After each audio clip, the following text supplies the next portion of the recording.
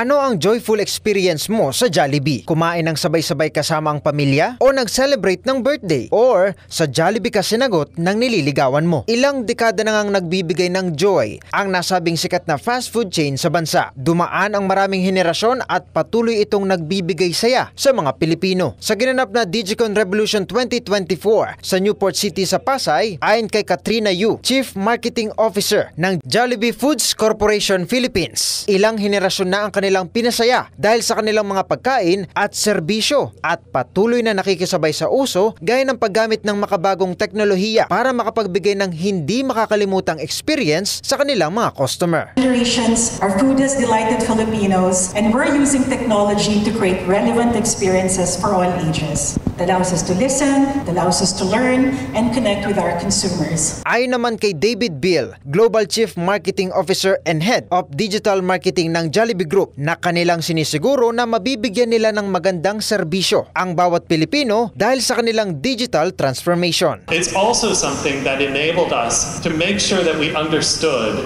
what are our customers saying, how can we create experiences that are going to be meaningful and delightful for them, and what can we do to elevate those experiences beyond what is expected. Sparking joy, patuloy na pagbibigay ng saya at ligaya, yan ang pangako ng Jollibee.